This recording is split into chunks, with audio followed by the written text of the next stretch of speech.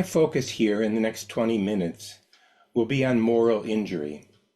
With only a little time to address so complex a concern, you and I know that I will inevitably oversimplify my subject and leave many questions, probably countless questions, yours and mine, unanswered. The first thing to be made clear is that moral injury is not PTSD. In the popular press, media, and general public awareness, moral injury and PTSD are often identified or confused with each other, as if they were two names for the same reality. This is a crucial and consequential mistake, because moral injury and PTSD have different causes and different manifestations, and call for different treatments.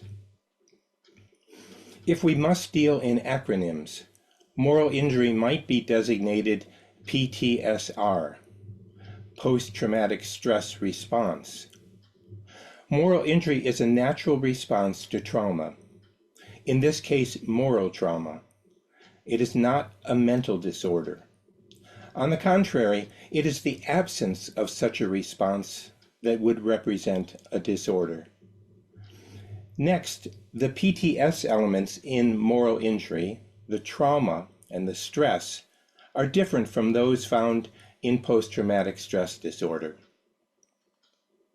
The Greek word trauma, variously transliterated in myriad languages, signifies a wound or injury, and may be extended to denote a heavy blow, an assault, or even a defeat.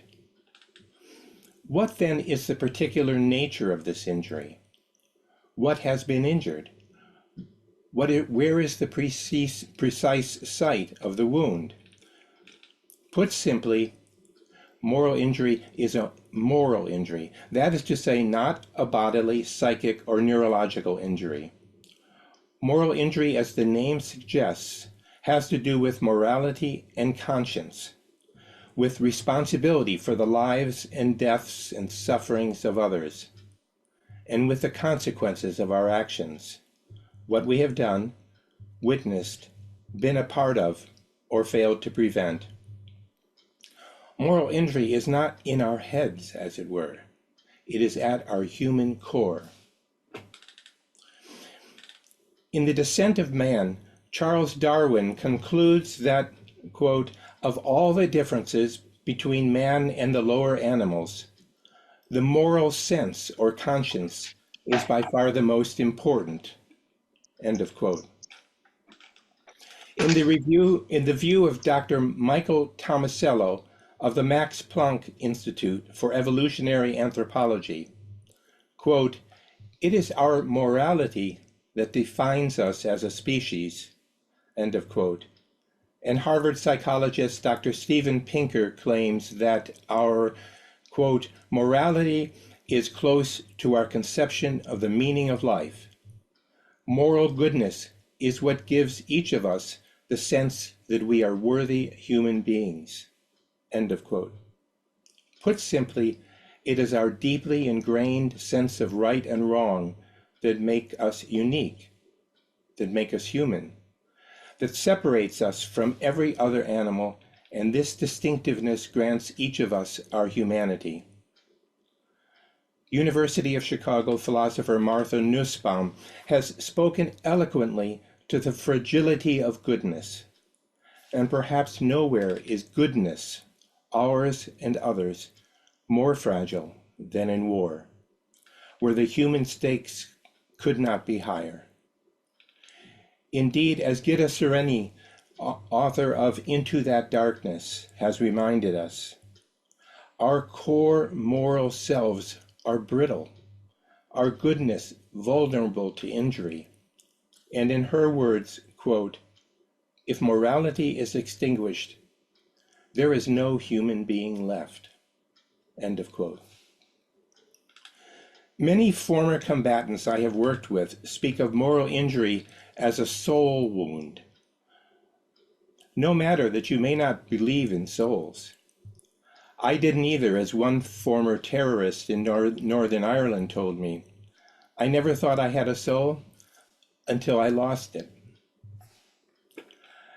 As we can see and easily imagine, there is no wide agreement on how to indicate or what to call the site of the wound in moral injury. No X-ray, ultrasound, CT scan, blood work, or MRI can locate or definitively label the invisible wound we call moral injury. We all use different words to tell ourselves and others where it hurts and why it hurts. Those who suffer from moral injury variously speak of their wounded soul, their violated conscience, their fractured identity, their lost humanity, their broken compass, or their shattered core, as they can often tell you exactly when and how they did it, or when and how it happened. Sometimes these wounds are self-inflicted, the fruit of our own actions or failure to act.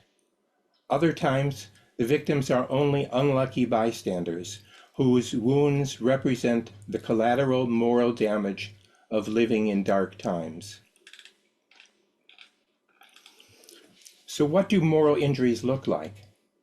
How do they manifest themselves?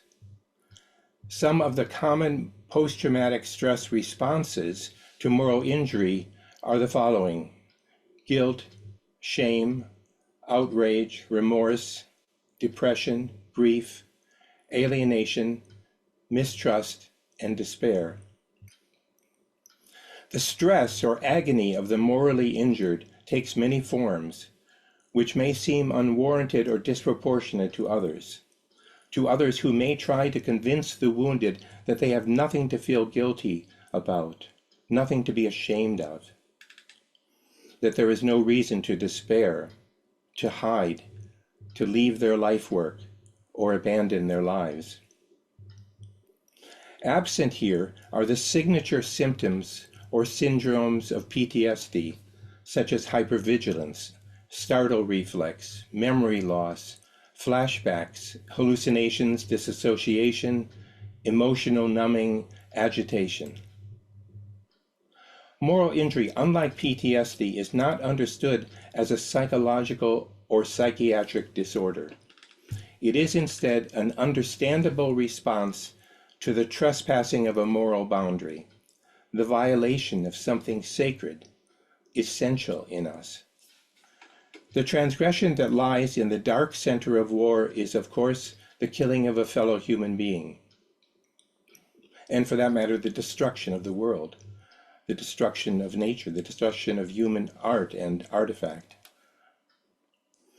The last veil of human civility, explains Army Lieutenant Colonel Steve Russell, is the threshold of taking human life. Moral injury, make no mistake, is supposed to hurt. What happens when our boys kill, writes ex-Marine Captain Tyler Boudreau. What happens when our boys kill, no matter how well we desensitize them, no matter how just the cause, the violence they inflict in battle will seep into their souls and cause pain. Even in self-defense, killing hurts the killer too. I'll just add, Tyler is an old friend of mine. He was a career Marine and fought at the Second Battle of Fallujah. But after that battle, he resigned his commission and has been suffering from his military service ever after. It should make you shake and sweat, adds Army Sergeant Brian Turner. Nightmare you, strand you in a desert of irrevocable desolation. It should break your heart to kill. And most of the time it does. It's when it doesn't that there's a problem. Quote, "We may never understand," writes Lieutenant Colonel Dave Grossman, a former Army Ranger, paratrooper, and professor at West Point, and author of the famous book entitled simply On Killing. "We may never understand," he writes, "the nature of the force than humankind that causes us to strongly resist killing fellow human beings. But we can be thankful for it. And although military leaders responsible for winning a war may be distressed by this force, as a species we can view it with pride.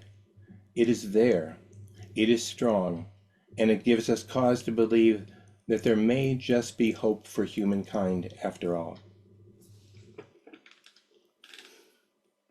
Although the war in Ukraine is the context for this discussion, war is far from the only arena in which moral injury is inflicted and suffered. To make this point, I have in mind here a tragedy that I shall never be able to forget, as it happened to a young family I once knew. I will tell the story as it was told to me. The four of them, 2 parents and 2 sons, 5 years of age at the time, came home from the movies one Saturday afternoon after seeing a swashbuckling adventure film of some sort, Peter Pan or Zorro. The parents were resting before dinner, and the 2 boys had gone downstairs to the family room to play, on fire to choose their parts and reenact their favorite sword-fighting scenes from the movie. After first waving their arms and then rolled up newspapers at one another for a while, they stole up to the kitchen, fetched 2 more realistic blades from the knife rack, and descended to the playroom to resume battle. They had, of course, been told countless times to never go near knives, much less wield them at each other. But fantasy and excitement at 5 years of age can wipe all that away. After minutes of harmless melee, it happened. One boy stretched out his blade at the very moment when the other boy, perched on a sofa cushion, lost his balance and fell forward. The knife pierced his chest and heart, and he bled to death on the carpet at the feet of his twin. An accident? Of course. Intended? Of course not. Anyone's fault? Yes, but the fault pales before its consequences. Every household kitchen has knives, and knives, unlike guns, are not usually kept under lock and key. The boys were careless and disobedient, but they were also mere children. No one meant this to happen, but that was little consolation to the mother, the father, and their 5-year-old boy with his brother's blood on his hands. Blood none of them seemed to be able to wash off. After months of isolation and trying to cope, the family moved away, far away. Really, no one knew where they went at first. No one blamed them. Everyone pitied them. Everyone grieved. Then why did they seclude themselves in a cave of shame? Why did they go into exile? They were morally injured at a time when few understood what that meant or knew how to help them. Returning now to the context of war, it is important to realize that even those who have killed no one, never even fired their weapon, often suffer the agony of moral injury. But why? I have an only tentative suggestion to offer here, one formed after talking with a great many active duty service men and women and veterans who make the same claim. It has to do with what has been called and written about as the kill switch that any military must turn on in their recruits. The recalibration of conscience required to turn a civilian into a warrior. To be primed to kill, convinced of one's capacity and willingness to take life, and to have rehearsed the act until it is ingrained, is in some real, if elusive way, to already have done the act and to have become a killer. This is precisely what a young Army reservist, whom I will call Sally, has painfully reported. Deployed to Iraq, Sally was trained as a convoy driver and was conditioned to run over anyone in her path. What most deeply troubled her was the fact that this included children, known to have been used by insurgents to slow down or stop military convoys and thus render them prey to ambush and massacre. Quote, I had to convince myself and my superior officers, said Sally, that I could, or rather that I would, without any hesitation, without any delay, speed up and drive straight over a child in such a situation. End of quote. She practiced this in active simulation, and in her imagination, even in her dreams, she practiced it until she was ready. As it happened, the situation never arose, and Sally never killed a child. Even so, she returned from Iraq desperately traumatized and suffering profoundly, and also suicidal. To help others understand her inner pain, her soul wound, she explained that before her National Guard unit was deployed to Iraq, she was a preschool teacher. It was what she wanted to do with her life. It was how she saw herself. But, quote, how can a trained killer of children do that? End of quote. It was her question, not mine. If we consider her confused, suffering from unreasonable guilt and shame, then it is we who are confused and who need to listen long and hard to the men and women whom we have sent to wage our wars. We need to listen, I would suggest, to the words of ex-Marine Carl Marlantes about his service.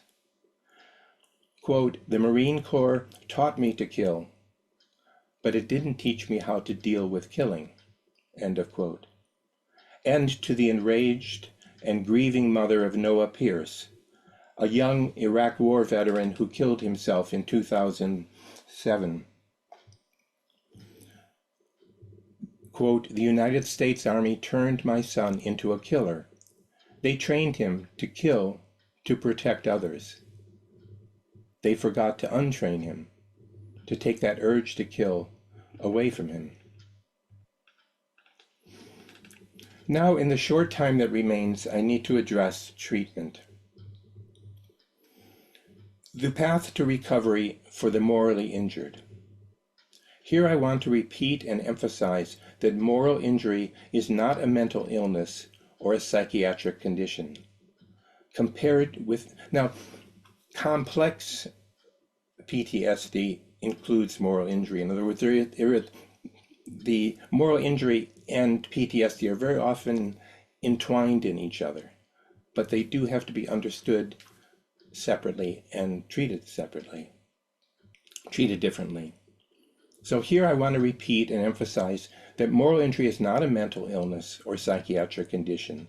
Compared with PTSD, most treatment for moral injury may be said to be low-tech and drug-free. My old and very close friend of many, many years, Jonathan Shea, used to say that, he didn't keep his RX, his pharmaceutical prescription tablet, in his back pocket. He kept it far away, and it was only in rare situations in which he prescribed medication. In contrast with this, it's common practice in the U.S. military and in the Veterans Administration to send veterans away, to send them home with shopping bags full of various pharmaceuticals. Okay. In this instance, the humanities arguably shed at least as much light as science. Jonathan Shea, a great humanist as well as an eminent psychiatrist, has demonstrated in his writings and practice that ancient wisdom can richly inspire and acutely guide the clinician in the healing of war wounds and other moral injuries. In Odysseus in America, the sequel to his book Achilles in Vietnam, Shea revealed how closely the war veterans he worked with may be said to have walked in the footsteps of Homer's Odysseus. In mapping both Odysseus's mythic sea journey from Troy to Ithaca and the all too real road home today from the front line to family, Shea referenced the stages of recovery presented by Judith Herman in her classic text, Trauma and Recovery. These stages: stage 1, safety, sobriety, self-care. Stage 2, constructing personal narrative, one's personal narrative, and grieving. Stage 3, reconnecting with people, with communities, ideas, and ambitions, aspirations, life goals. If we had time now, I would point out and stress how these stages closely mirror the road to recovery advocated and supported by Alcoholics Anonymous. It would be fruitful as well to compare both of these roadmaps with the protocols of South Africa's Truth and Reconciliation Commission, which in many respects embodied the ageless and essential elements of traditional African justice, sub-Saharan justice, whose aims are to bind up wounds, foster reconciliation, and restore community. What all of these therapies have in common is what may be called their humanity, their roots in the reality of our human connectedness. The stage I will focus on in the minutes that now remain, the stage is stage 2, the construction of a personal narrative and grieving. Stage 1 is preliminary, as it were, to the task at hand. It's all about being ready to set out on the long journey home to self, family, and community. Only when I am safe and sound, no longer threatened by others or by myself, can I go to where my darkest memories take me, confront the traumas that haunt and consume me, and like a quilter, make the tatters whole again. Then share it, the grief, the regret, the guilt, the shame, the outrage, the loss, and sorrow, all of it. The truth is that storytelling is the superpower of the wounded and the broken. All sorrows can be borne, Isak Dinesen tells us, if you put them into a story or tell a story about them. To the veteran, whether soldier or civilian, in the words of Jonathan Shea, stories are sacred stuff, a matter of life and death, a matter of survival.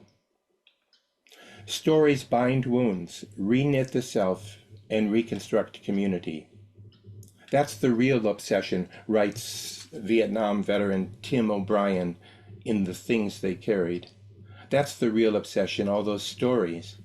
Not bloody stories necessarily, happy stories too, and even a few peace stories. That's what stories are for, joining the past to the future. Stories are for those late hours in the night when you can't remember how you got from where you were to where you are. Stories are for eternity, when memory is erased, when there is nothing left to remember except the story. Our Paleolithic ancestors, hundreds of thousands of years if it was a day, carried their fire kits with them everywhere they went, because survival depended on never being without fire or the capacity to kindle it. Fire brought light, safety, warmth, and the fellowship of the human circle. Today, our human survival depends on carrying our stories, stories that keep the endangered parts of us alive. The human fire is always in danger of going out and not coming back, especially in war. We can all say with Albert Camus that the years we have lived through have killed something in us, and that something is simply the old confidence that humanity had in itself, which led us to believe that we could always elicit human reactions from each other if we spoke in the language of a common humanity. It is the human voice, the human imagination and its stories that first create community. There is no life without dialogue, wrote Camus in 1949. Without dialogue, we die. Listening as long as it takes to each other's stories, patiently, without judgment, across all our differences and divisions, this is what fosters the recognition and acceptance that bring healing, not only to veterans, but also to the communities that form around them. Thank you very much. Thank you. Thank you so much, Robert. Thank you very much. For not only a very, very important topic, a very rich text, and spoken in such a beautiful, eloquent tone of voice, Robert. I have little doubt that this will raise some questions in the audience. What you have done, if I just start briefly and Irina will follow, is a very humanistic approach to moral values and moral injury, where you deconstruct it as a mental health disorder and say it's not. So that's a very fascinating, very interesting notion, where you cite also various authors, amongst Jonathan Shea, that I also knew personally or know personally, about his writings, and I would encourage the people in the audience today, if there is a Ukrainian translation of these books, or if there is, to go ahead and read them. Achilles in Vietnam, and Odessa is in America. So Irina, would you like to entertain the questions in the audience, please, in Ukrainian, or maybe there is something already in the chat? Irina, may I ask you? Yes, of course. I would also like to say thank you for the wisdom that you shared with us. And I can see that there are so many words of gratitude in Ukrainian and in English on the chat, and the participants want the continuation. They say it's so important, but they want to continue this topic. They want to continue the discussion. I also have the same impression that it's only the beginning, the first steps of this conversation. These are just the first aspects of this long conversation. And I can see there is a question from Nadia. Thank you very much. It's not really a question, but rather the feeling of gratitude, because the moral trauma and everything related to it was something that I had inside me, and I struggled to find the answers. I could not understand what to do about it, and I'm really grateful to you, Robert, for raising this issue, for managing to find the right words to explain some of my personal sensations and feelings and thoughts and emotions. And it helped me find the direction. You helped to guide me. It's only here tonight at this lecture that I realized how important and how critical it was for me to hear these words. And I agree that we need to continue discussing that topic. Thank you. Nadia? Thank you. Robert, I think that today we touched upon the aspect or the element of the moral trauma when you talked about crossing the line for the things you committed or not committed even. But we know that there is another aspect to it when we feel the betrayal, when the important leadership figures, they betray us, they betray certain moral principles. And when I think about this topic, I get this idea that we all have this moral injury, moral trauma, we as a nation, the entire country. So it's not only about the members of the military, the veterans who have been trained to kill, but each of us, each Ukrainian person feels this betrayal about various aspects, and we also have this moral injury. I can see Natalia raising her hand, and also I would like to invite our guest lecturer, Andriy Zelinskyy, to comment and also to get engaged. Natalia, the floor is yours. Thank you very much. I was wondering what would be the criteria of the healed moral injury trauma, because this topic has lots of judgment around it, and people who committed some kind of injury, some kind of well, killing, they are usually judged by the society, and I was wondering how to address it, and what criteria would be considered, would show that the person has healed. Thank you very much. This is so complicated, and I appreciate the depth of your questions. First of all, with respect to what, I think it's important for me to say that when I speak of moral injury, I'm not speaking of war crimes. I'm speaking of the essential criminality of war itself. It's not. It's a completely separate category from war crimes, and I think that I can only confirm and affirm in every way what Irina was saying, that moral injury is. I've argued for years. I mean, it's been 30 years that I've tried to argue for the understanding of moral injury. And I've argued over and over that my country, that the United States is every person in the United States, the entire country is profoundly morally injured by, at this point. With respect to healing, when did anyone considered healed? The reason I brought up Alcoholics Anonymous, if you're familiar with that at all in the United States, is that one thing that any alcoholic who has been going to meetings and become part of Alcoholics Anonymous, one of their constant assertions is, it's always one day at a time.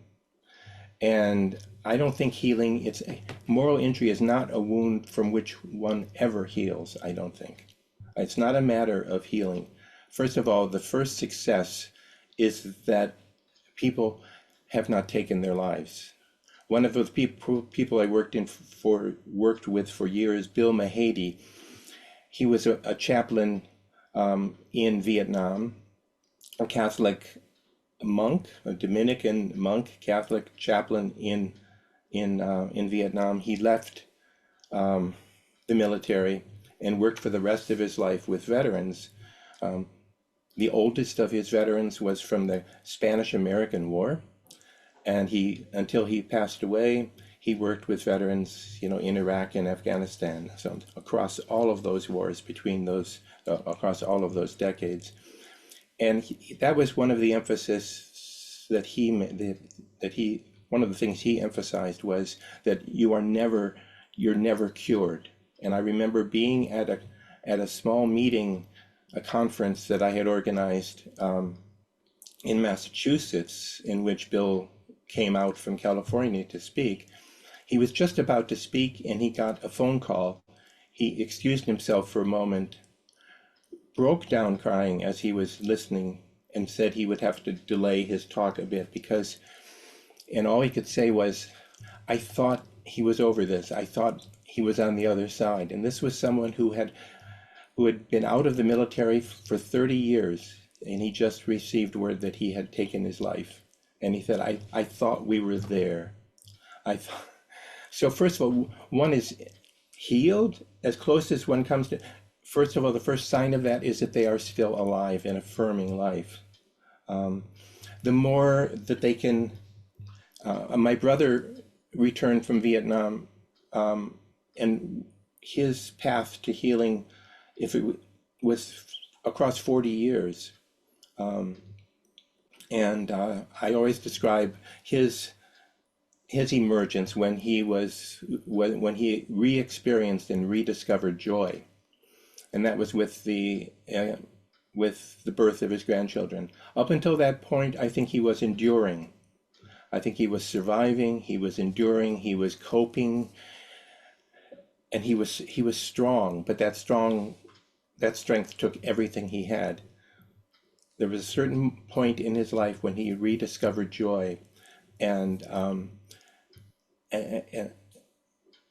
so that's the other extreme, the furthest I think one can get.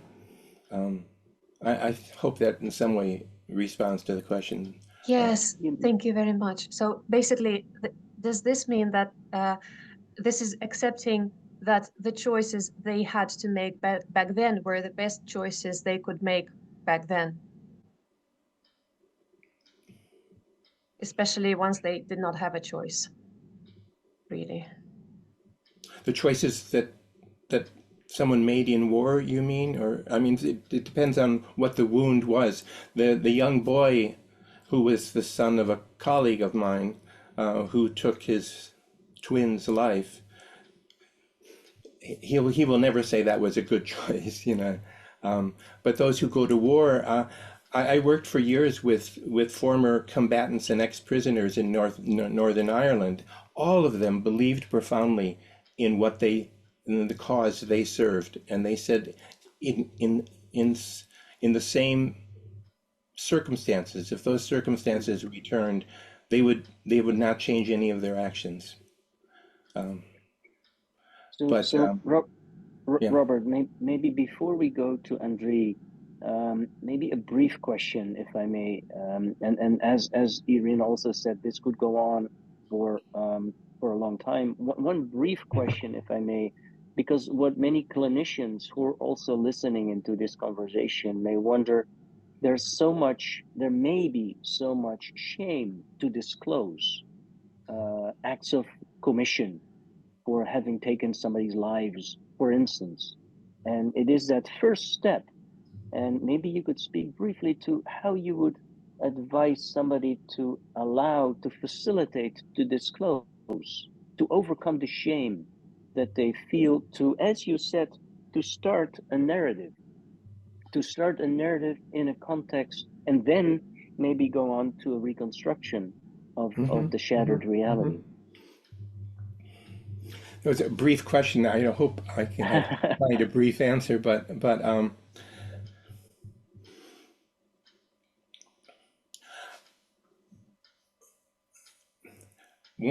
to go back to my friend Jonathan Shea, with whom I've worked for years. When he began, he was assigned as a psychiatrist to the most extreme cases of PTSD, as it was known, in the Boston VA system. And he was convinced that, and in his words, veterans heal veterans by listening to one another, by telling their stories. The problem was that in his group, no one would tell their stories. And so what he decided, he thought that the pumps, as it were, would have to be primed. And and so he would have them read accounts. They read a number of accounts of war, and other fiction or true life narratives and memoirs and so on. Nothing provoked.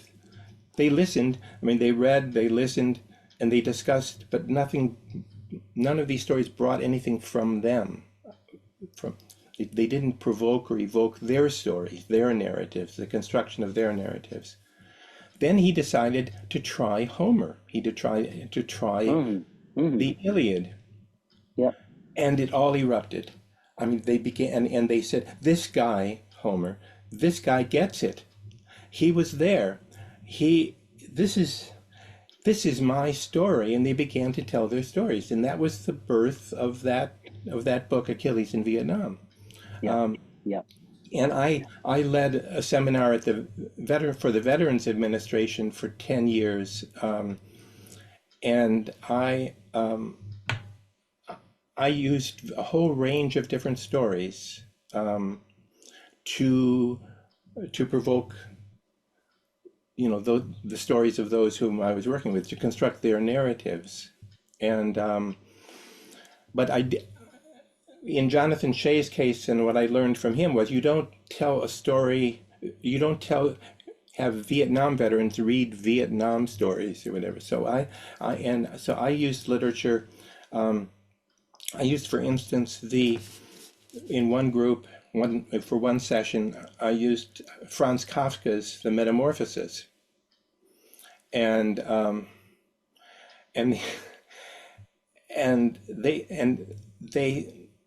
one of the women in the group said, "What are we reading about bugs for?"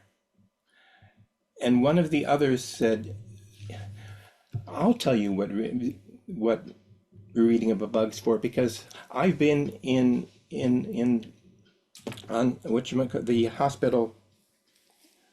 I've been dealing with patients who are so severely burned, so severe they have to rediscover their bodies, except the bodies they rediscover isn't their bodies. Some of them are blind, they have amputations, they can't any longer walk, and their families come and visit and just break down in front of them, and some of them are rejected by their families. This isn't the son or the daughter we had, and so on. And so they then said, oh, this is about us, the metamorphosis of Kafka, and it all came forth.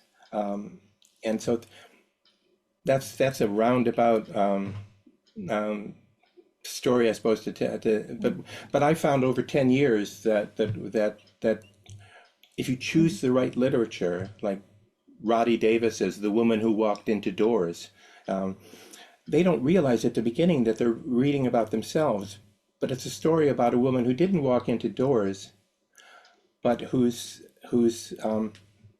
was beaten by her husband, who was an alcoholic and an addict, and was very violent after having returned from war. So suddenly it was their story, and then that it just frees them up to tell their story. How do you listen? I mean, you have to listen without judgment. I mean, and it's so important to the manner of the listening. On that note, Robert, thank you so much for that thoughtful answer. On that note, I think Irina will introduce the next presenter, and I think we'll move to the spiritual domain. And I already saw the word forgiveness in one of the chats coming nearby, and I think the spiritual domain is the sort of the cliffhanger or the bridge to the domain that you just posted for us and carefully outlined for us, Robert. Thank you very much, and you will stay with us. Thank you. And Irina, will you introduce Andriy? Так, з задоволенням. Тож, It is my pleasure.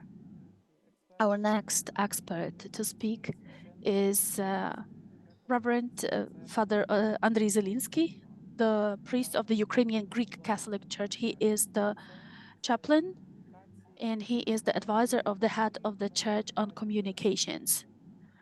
Andriy actually has very many activities to run. He is also an author of many texts. He wrote many books like The Sunflowers, The Spirituality During the War, or On the Rivers of Babylon, and some words about the return. So the topic of tonight's meeting can be presented through the experience of his work. He organized and coordinated the projects to support spiritually the families of the soldiers killed in action, and also various projects on support to the war victims in the east of Ukraine. Andriy, the floor is yours. Thank you very much. Thank you for having me here. Dear participants, it's time to change the vocabulary now. We will shift from the professional terms to constructing your own personal experience that could help us explore the topic that has been raised today, the moral trauma. And I would like to say thank you to Robert, who started talking about the phenomenon that poses questions rather than offers the answers.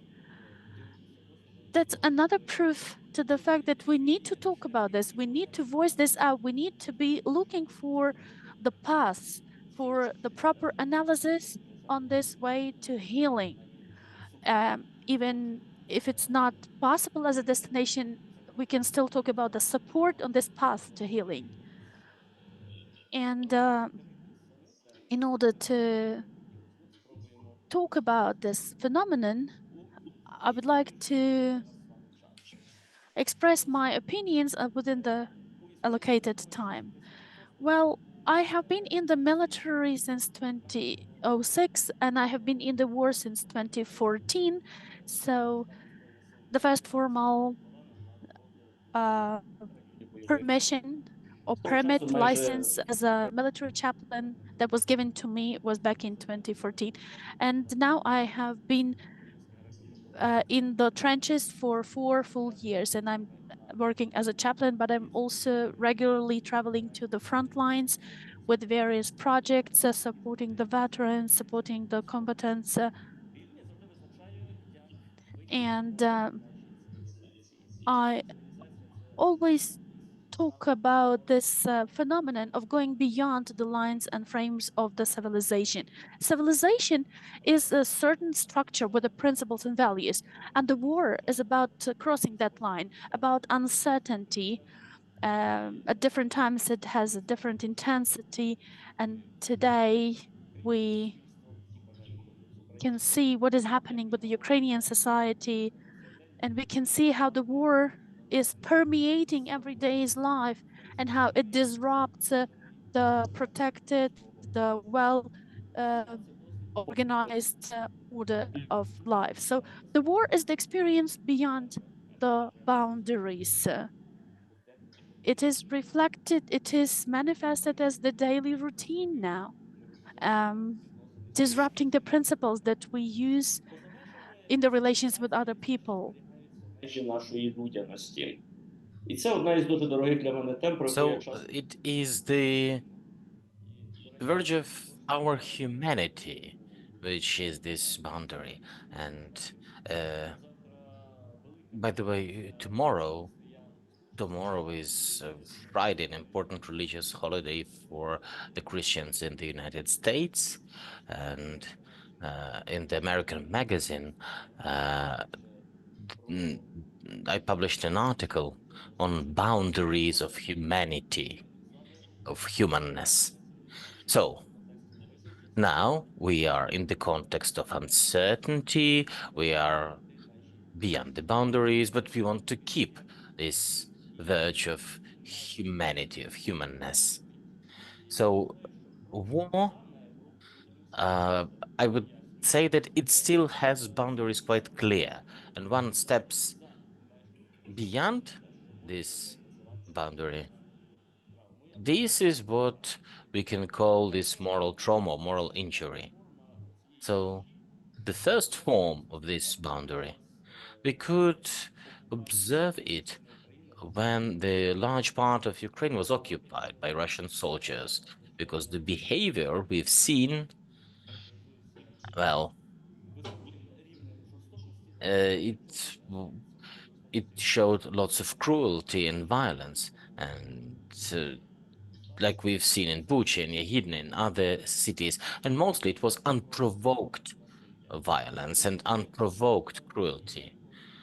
In the situation of threat, the person can get back to animal instincts, but it's difficult to justify when we talk about the aggression towards the civilians.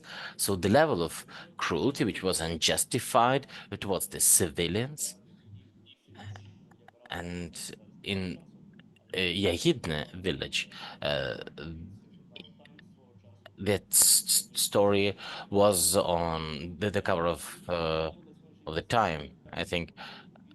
Then the person who stayed in the basement, there was a group of civilians, aged from very young to very old. They were killed. So the question is, what is the source of this unprovoked cruelty and aggression? This is overstepping this first boundary of humanity. So I would say that this is the aggressor's boundary. And we could, and another form is observing how Russian soldiers are treating other Russian soldiers. This is um, another aspect of humanity, when people are just treated as cannon fodder. We saw this in Bakhmut when they had these what's called meat assaults with total disregard for human life. And another aspect of it is that we didn't feel any support from uh, Russian citizens. We didn't have some human support. Like, I think yesterday we've heard the Russian priest said this is the sacred war. So, firstly, these one boundary is the aggressor's boundary. The second boundary is the pain of the victim. So, uh, uh, we know that there are endless stories. They always are on the media. We all know someone who not just lost uh, someone, but I remember an example when the soldier comes back to Dnipro, and then the missile destroys the building where his mother and his wife and his children were killed, and he faces this destroyed building. And in another example, we also took the coffin of a soldier, and the street was named after his elder brother who was killed 3 years before. So this is about this other aspect of pain, and I deliberately always mention this unjustified nature of violence and aggression and unprovoked cruelty, because I think this is important to outline the contour of moral trauma. So the third boundary of humanity, which we all witness, and this probably is the last boundary on the path through trauma, this is the carelessness of the observer. Maybe this is like the continental divide. Even from across the ocean, you can see this unprovoked cruelty of the aggressor. You can see the pain, and one can say that, well, they don't care. And these are the three boundaries of humanity. There might be others, but this is what we see in the context of the Russian aggression against Ukraine. So the behavior of the aggressor, the pain of the victim, and the carelessness of the observer.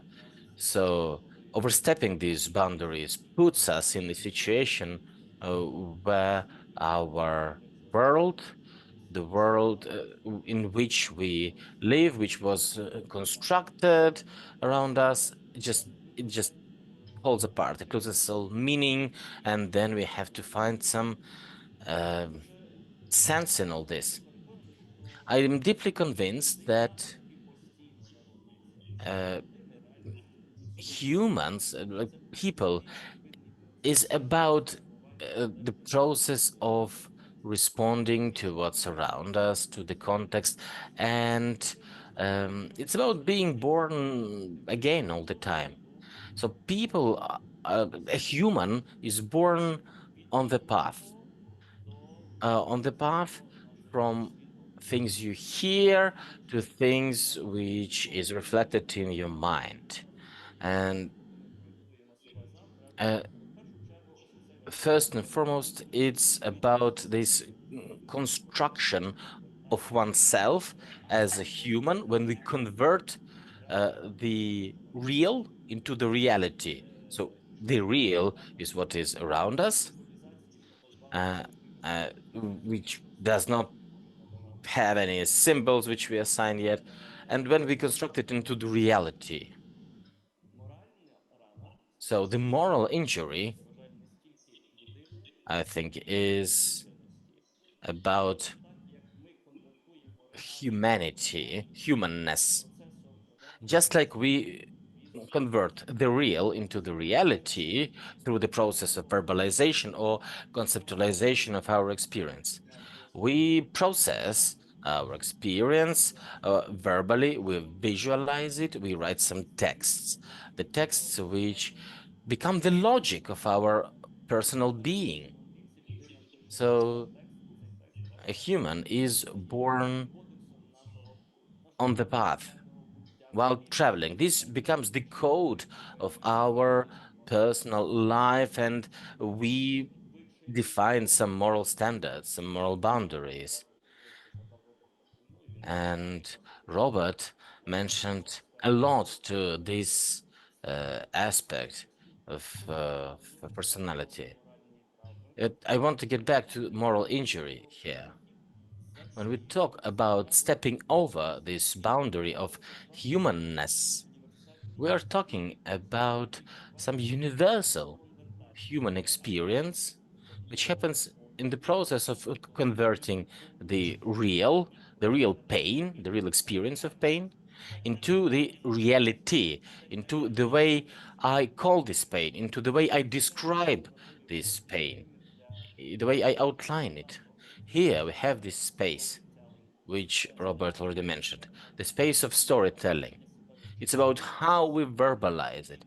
It's about how we outline ourselves in the stream of facts and events of war. So when we talk about moral injury, it's not the real which pains, but the reality pains. It's not the human that hurts, but the humanness hurts.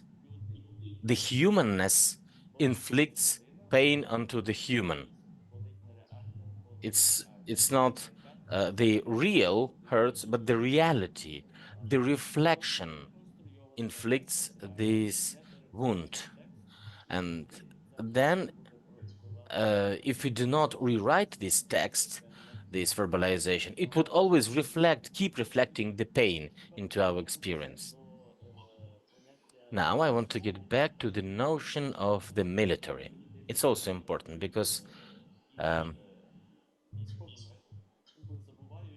people who work with the military sometimes tend to omit that there's no universal definition of the military in the situation of the general draft. In Ukraine, now we have belly dancers, university professors, tractor drivers, IT developers. I know some millionaires and some pensioners. They all are now in the military, but the experience is different.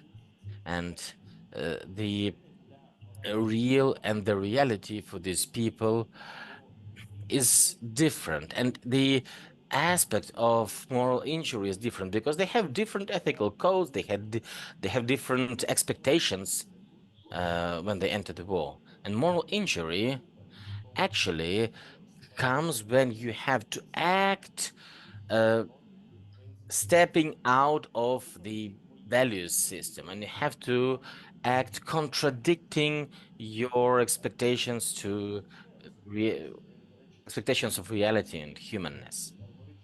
So in this allegory tale, which was published last year, sorry, it's about the formation of personality.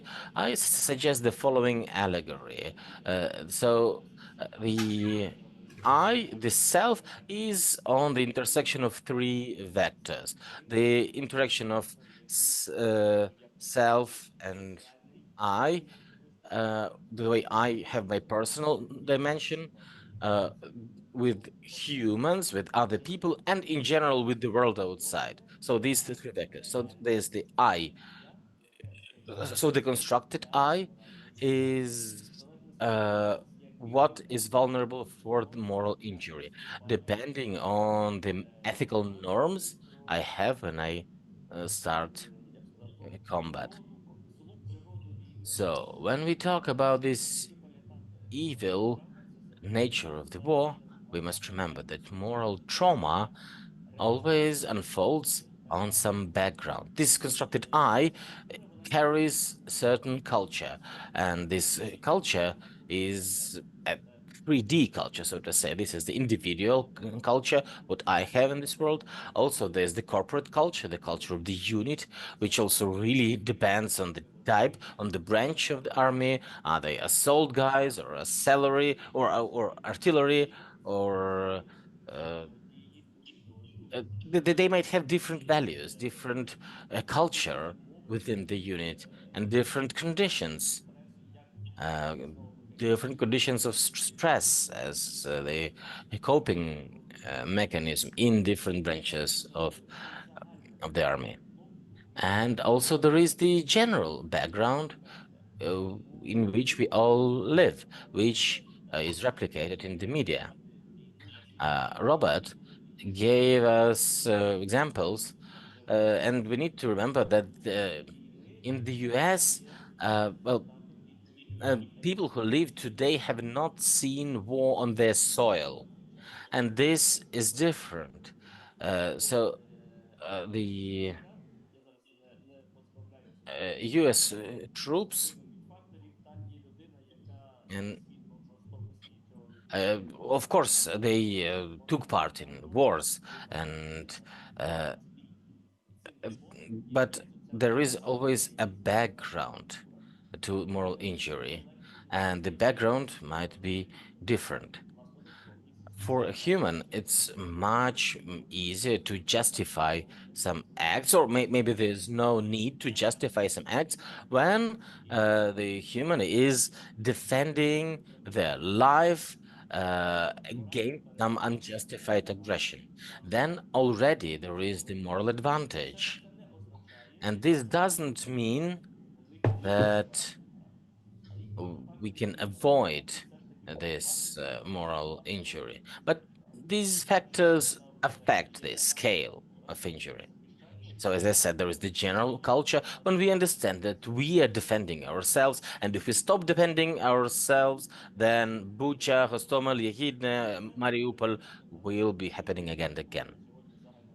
Also, we said that there are people from different cultures. When there is the general draft, there are some professional military uh, in the army, and there are people from the humanities who are now also in the army, and there are intellectual workers, and they, of course, would have a different process rationalizing the cruelty in which they end up existing now. So the correlation between this personal culture and corporate culture and the general background, it all affects the scale of this trauma in our personal experience. And very often when I work with the military, in order to prevent moral injury, and Robert mentioned storytelling, and indeed, I can confirm that in these 4 years when I worked with the military in the trenches, I saw that this ethos, indeed helps a lot. But I want to get back also to prevention, to the protection mechanisms. If we talk about moral injury, and then I would define 4 coordinates of this moral wholesomeness or moral health. So I am defining them in imperative verbs, so as a verb and a noun.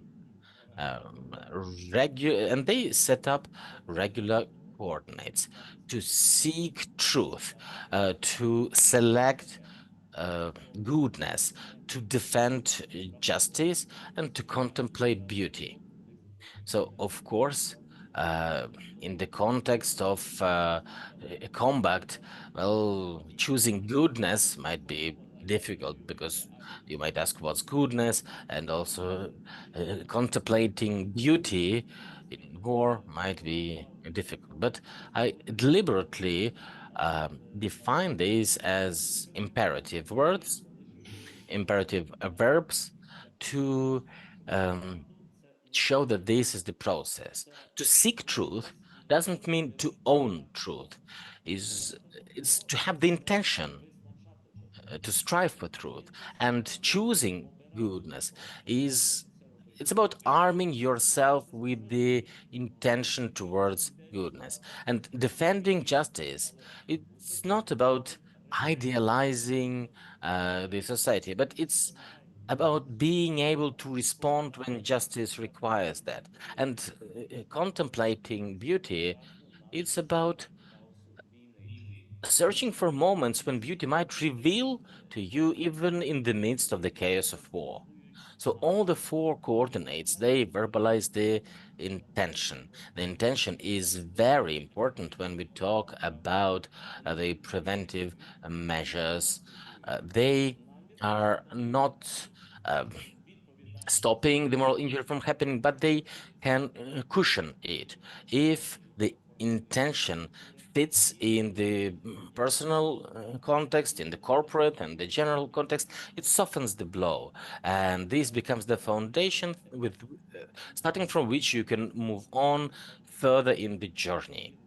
And therefore, the entire storyline is related to the journey. When the hero takes this path and return to his native village, is about the return of the veteran. This is the journey against the flow, the river flow. We have the river in Ukraine that we always refer to. This scheme, basically, this is the man-making scheme. This is something that helps a person emerge and also emerge out of the context of the moral injuries. Talking about the members of the military, well, this is a certain subculture, a corporate culture in a way. It's about certain values. It's about certain ethos, and it's not made by us. Where the person comes to the military, to the prefabricated, so to say, the previously made culture, and they are verbalizing their experience and their identity. We are verbalizing the experience offered to us by that culture. Thus, our freedom is getting through, it's getting out. We exist and we try to grow, to continue to develop and become the personality and identity that we want to become in this context. And for identity building, we usually use the values, relying on the personal experience and the identity, and also this process of becoming a person, of shaping the value. This is something that helps you take another step to integrate in the society, in the community, to interact within the community. And here comes the indispensable dimension of understanding. And then the integration that really provokes your action, that helps understanding. Where is the moral injury here? Why would I talk about this scheme, about this frame? Because this helps us understand where the dimension is that could host this moral injury of the person who is staying in the combat today, and they have to exert the violence. First of all, on the level of memory, if you lack the text, if you lack the models, if you lack the history, because we talked about the stories today and the models of behavior, and in the military environment, you know, the historians may know, like Alexander of Macedonia or Plutarchus, they had the Homer's Iliad because he kept reading about Achilles. Napoleon also used to put under his pillow the biography of Alexander of Macedonia, and so on and so forth. So the right stories, the right verbal structures help to be more efficient and have better quality of embracing and encompassing the experience of pain.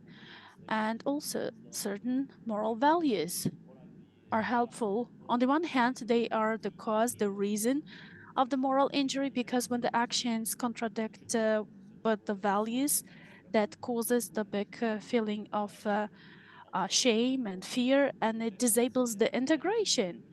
But integration or high quality interaction, integration into the community, you may have quality relations in the family or quality relations in your military detachment. But when we listen to each other, this helps understanding, the boosts understanding and comprehension. I'm not going to go into detail for the lack of time now. Getting back to the boundaries of our humanness, a person is born in a journey, for a journey. And we need to see the boundaries of our humanity, of our humanness, which is the converted nature into certain verbal, conceptual, and visual roles into the text.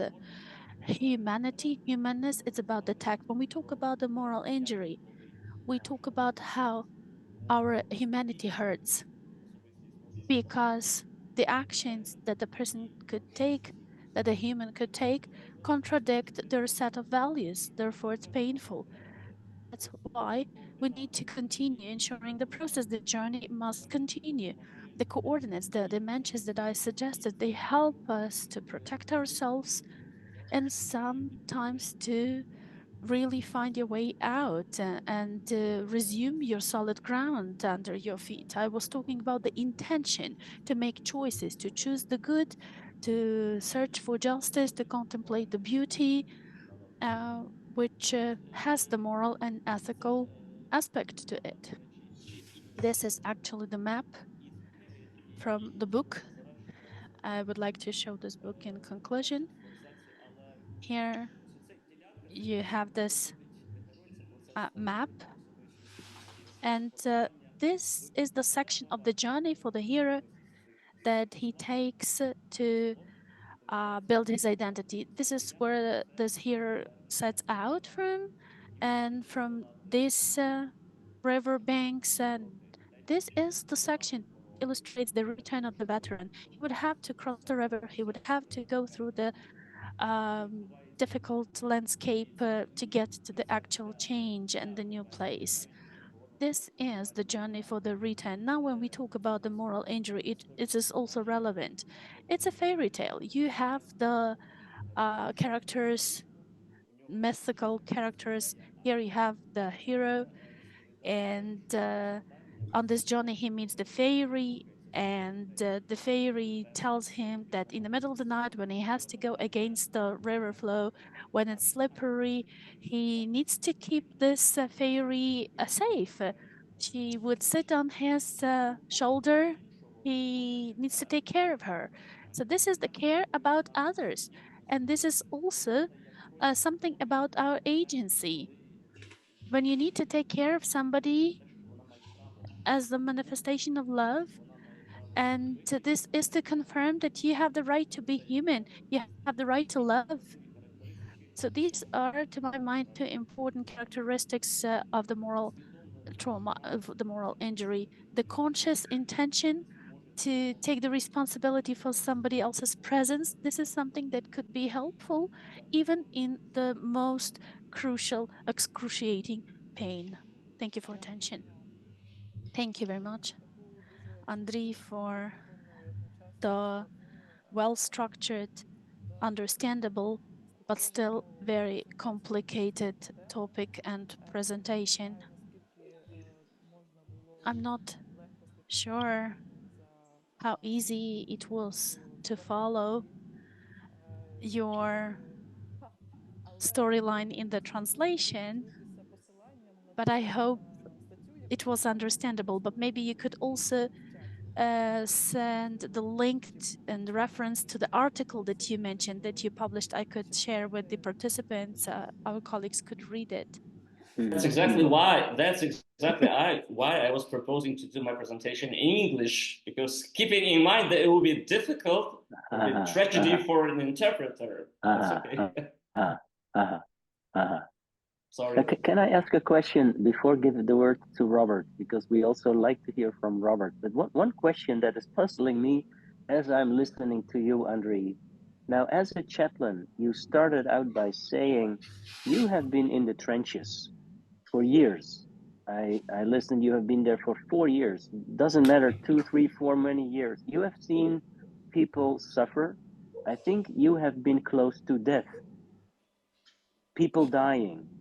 And my question is very difficult maybe to ask, but also maybe difficult to answer. In your role as a chaplain, what is what you offer when somebody is close to death, having sacrificed his life from a spiritual domain? What would you say? What would you do? Can you give us a guidance of, it may be very personal, and maybe you can disclose what you would do as a chaplain in those very difficult situations. Could you speak to that? Should I answer in English or in Ukrainian? So, okay, I'll do it in Ukrainian since the majority are Ukrainian speakers.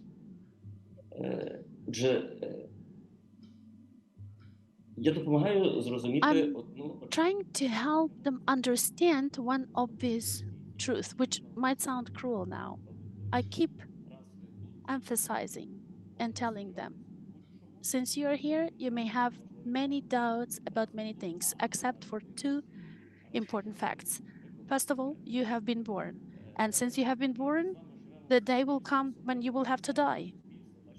In the Western society, well, I spent 12 years of my life in the Western world. There is a culture, the special culture. I was talking about the culture where the meaning of death is over-exaggerated. The meaning of death is truly over-exaggerated, with all my due respect. I mean, I'm not trying to degrade it. I'm talking about this cultural dimension, not about the real things, but about the reality.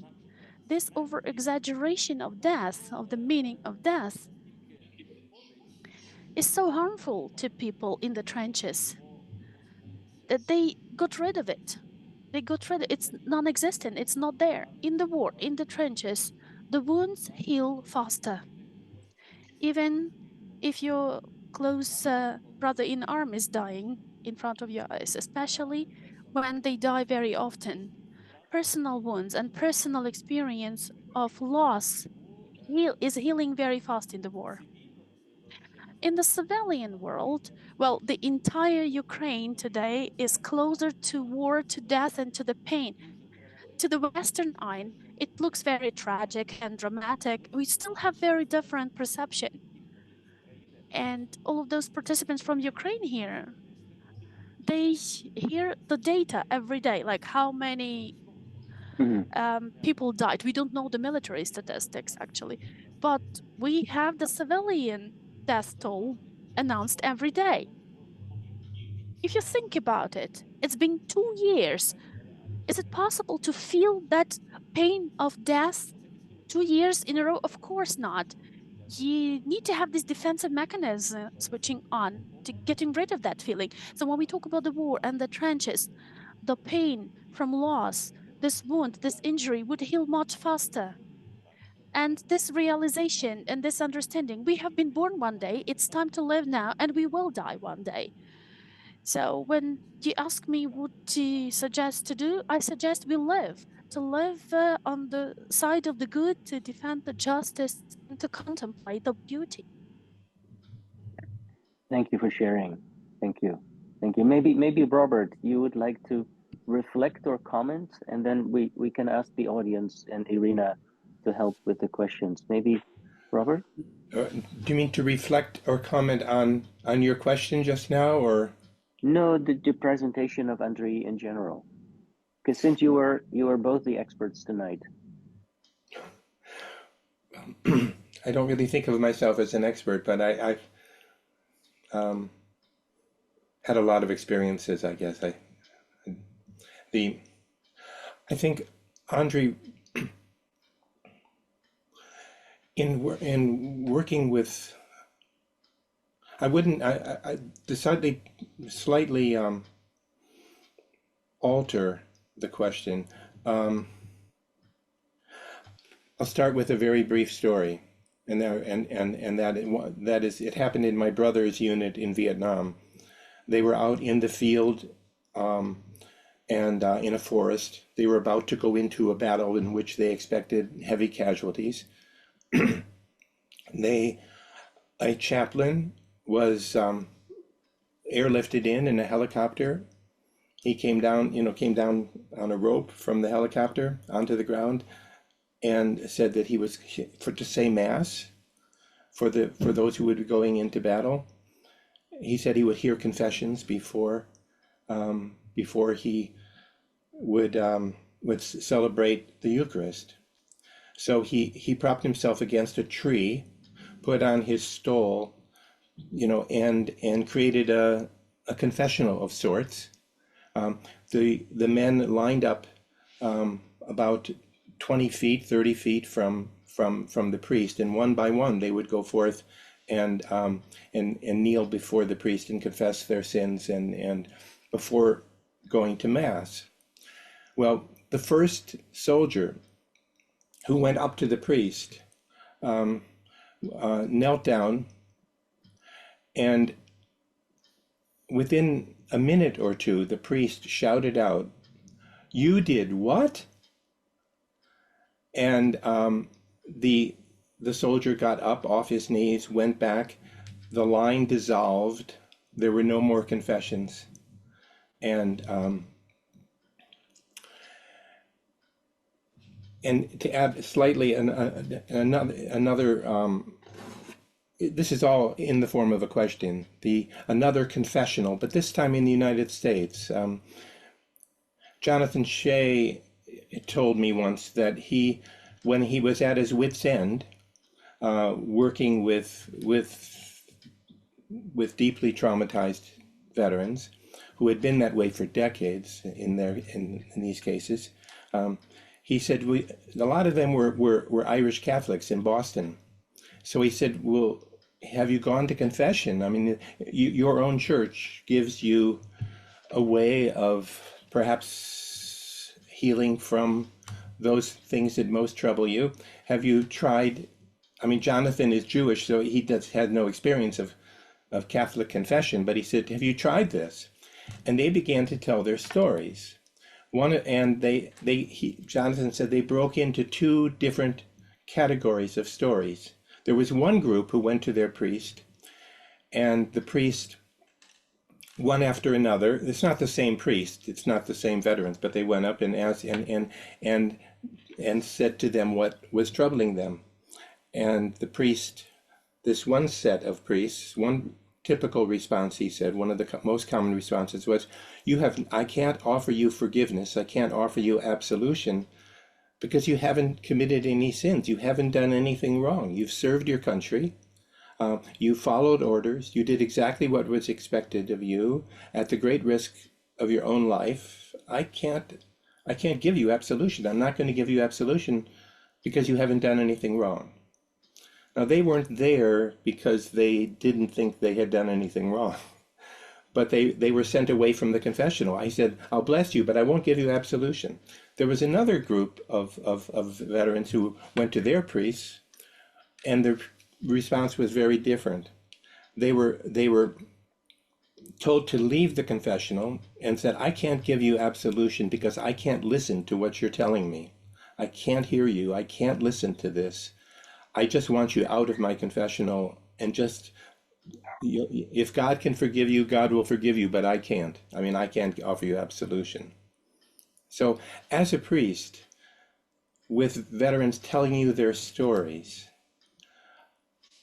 what would you say, I suppose, to those veterans that I just described, or what would you say to those priests, the priest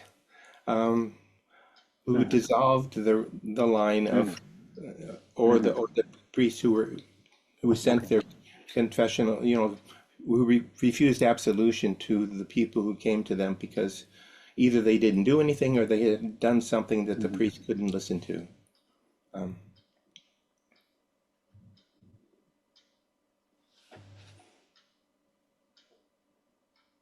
Maybe I should answer in English since the question was in English.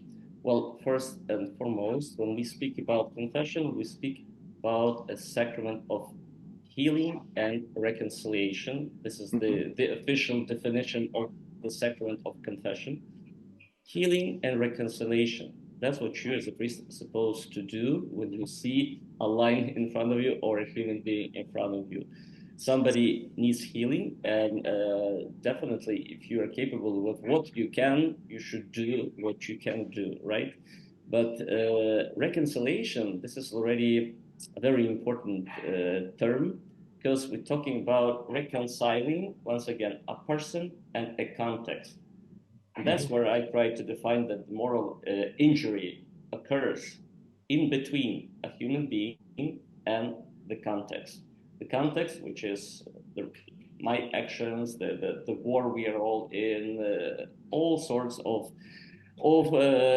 context. But anyways, this, you have a chance, you have a privilege to create this bridge to reconcile. And that's, for me, maybe the most important thing that a priest can do in both situations. So you're not there as a judge in the first case. You're not there as a lawyer, as an expert to define in the second case. You are there as the one who can provide healing and reconciliation in the way you can do it. Thank you. Thank you, Robert, for the question, and Andriy. Irina, maybe you can entertain the questions from the audience. We are going over a little bit, I understand. Some people had to leave. That's very understandable. It's very late on your end. I understand. But the topic is so important, and the topic is so please, if we can, just a few minutes, is that okay, Irina?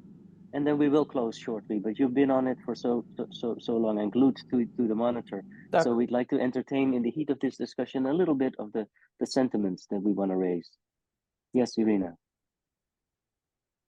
Так, я б хотіла дійсно Yes, indeed. I would like to draw the attention to this series of questions, or perhaps Oleg Krivokhvat, you could just voice your question, both the first and the second, because they are extremely important. If you can, just switch on your mic and just ask your question.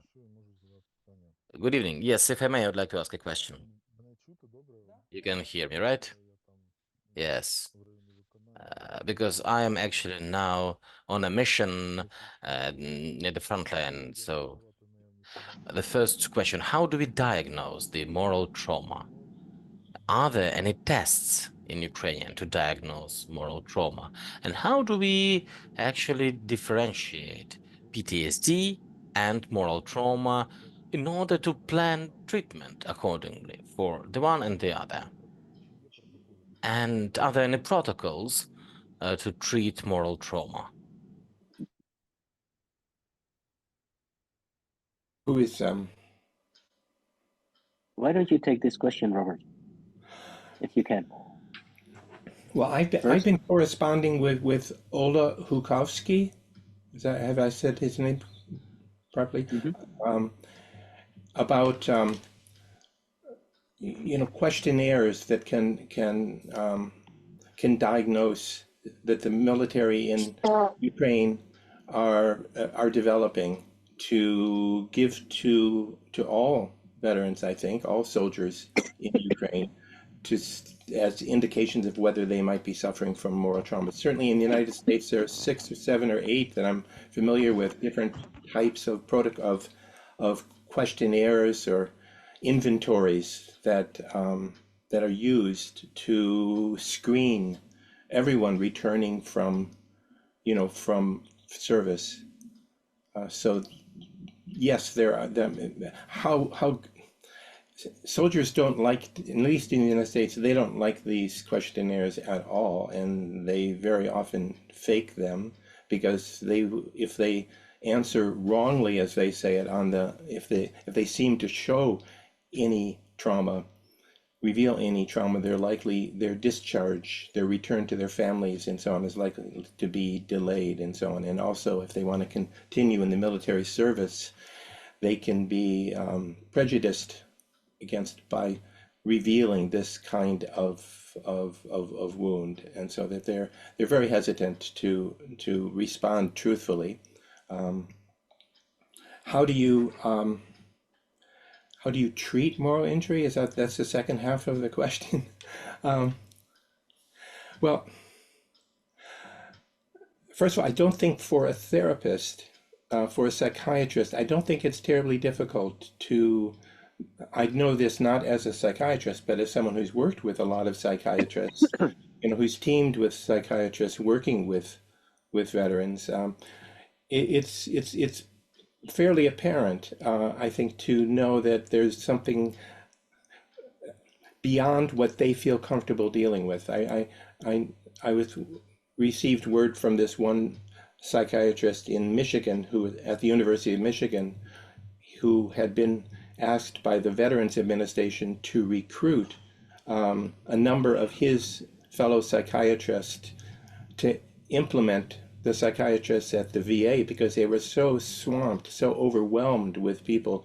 And they said, we don't know what we're dealing with because we're psychiatrists, and the level of shame and guilt and suicidal risk and so on, the thoughts of these patients, we've never seen anything like this before as psychiatrists. What they're talking about is not something that psychiatrists deal with. So he wrote me and said, help. And it's not an easy, it took 10 years at least for Bill Nash, who was a Marine psychologist, eventually put in charge of all of the mental or psychological services in the Marine Corps. It took him years and years to convince the Marine Corps that that there was such a thing at all as moral injury, and so I think I'd rather I can suggest any number of people, any number of eminent and very experienced psychiatrists to try that you could speak to who could pry apart the PTSD and the moral injury. But I think it's the presence of overwhelming guilt and shame, and the majority of suicides in the United States have been on the part of veterans have been as a result of moral injury and not of PTSD. PTSD as the United States has studied it, usually resolves itself. The symptoms resolve themselves usually after a year or year and a half. Moral injury goes on for life. Let's listen to. Thank you. Let's listen to Andriy, the Ukrainian perspective, from this answer. Andriy, please, and then I think Arina will close this meeting. Otherwise, we go over too much. But Andriy, we need to hear your voice as well. Apologies. If I may, I would like to just specify the question a little bit. I would like to clarify the question. Yes, Oleg, please clarify. And Then, on the basis of this clarification, we will think how maybe we will be wording the topic of the next meeting. So maybe we'll not be providing the answer today, but your comment is important. Yes, it's just the second time I watch this webinar on the topic, and honestly, the first time it wasn't very clear. It was quite abstract. It was lots of abstract conversations.